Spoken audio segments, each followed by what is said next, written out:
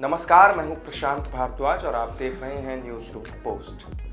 महाराष्ट्र में इस समय आरक्षण के मुद्दे पर आक्रोश है। मराठा आरक्षण के मुद्दे पर सियासत भी खूब हो रही है। आज इस पर सर्वदलीय बैठक भी हुई। आरक्षण के मुद्दे पर शुरू हुआ ये आंदोलन लेकिन अब जानलेवा होता जा रहा है। इसको लेकर महाराष्ट्र के अलग अलग इलाकों में हिंसक प्रदर्शन हो रहे हैं। आरक्षण की मांग को लेकर 1 दर्जन से भी ज्यादा लोग अपनी जान अभी तक दे चुके हैं और इस पूरे आंदोलन के केंद्र में एक 40 साल का शख्स है जिसका नाम है मनोज जारंगे पाटिल। जारंगे पाटिल के अनशन शुरू करने के बाद से इस आंदोलन ने और विकराल रूप ले लिया। आरक्षण की मांग को लेकर जारंगे पाटिल 25 अक्टूबर से भूख हड़ताल पर बैठे हुए हैं और उनका कहना है कि जब तक मराठों को आरक्षण नहीं मिल जाता वो अपनी जगह से नहीं हटेंगे। उन्होंने शिंदे और फडणवीस की सरकार पर मराठा समाज के खिलाफ साजिश रचने का भी आरोप लगाया।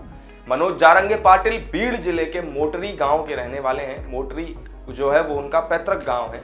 वो केवल 12वीं पास ही हैं और बीते कई साल से वो अपने परिवार के साथ अंकुश नगर में रह रहे हैं। बताया जाता है कि पढ़ाई छोड़ने के बाद से ही वो मराठा आंदोलन से जुड़ गए और इस दौरान परिवार की देखभाल के लिए उन्होंने एक होटल में काम करना शुरू किया था।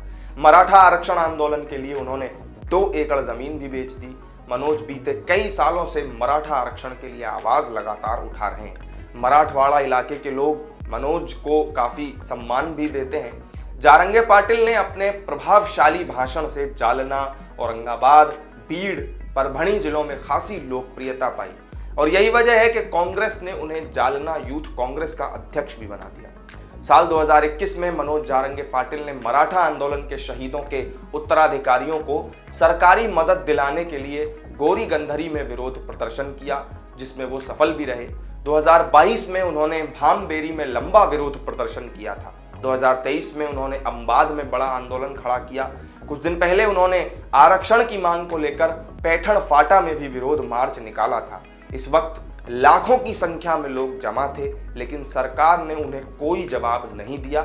इसके बाद फिर जारंगे पाटिल ने अंतरवाली सराती में अनिश्चितकालीन भूख हड़ताल शुरू कर दी थी। मनोज जारंगे पाटिल ने 29 अगस्त से अंतरवाली सराती में भूख हड़ताल शुरू की लेकिन 1 सितंबर को पुलिस ने इन प्रदर्शनकारियों पर लाठीचार्ज कर दिया और जारंगे पाटिल न केवल राज्य में बल्कि देश में भी सुर्खियों में आ गए। अपने इस आंदोलन के दौरान उन्होंने अपने भाषण में किसी भी समुदाय के खिलाफ स्टैंड नहीं लिया, किसी भी पार्टी की आलोचना नहीं की गई। उन्होंने केवल मराठा आरक्षण का ही जिक्र किया।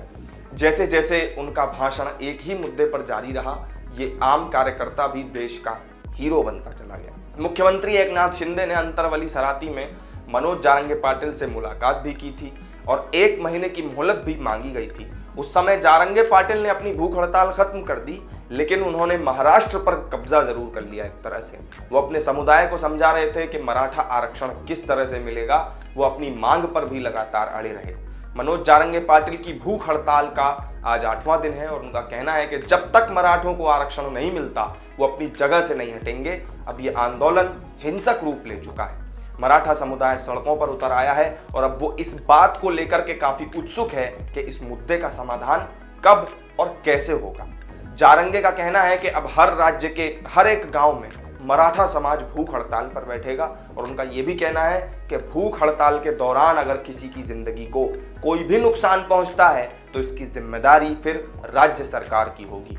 तो ये थी मराठा आरक्षण आंदोलन का प्रमुख चेहरा मनोज जारंगे पाटिल से जुड़ी जानकारी। इस वीडियो में मेरे साथ फिलहाल इतना ही। आपको जानकारी अच्छी लगी हो तो वीडियो को लाइक करें, शेयर करें और चैनल को सब्सक्राइब नहीं किया हो तो जरूर करें। फिर मिलेंगे किसी नई वीडियो में नई जानकारी के साथ। तब तक के लिए दीजिए इजाजत। नमस्कार।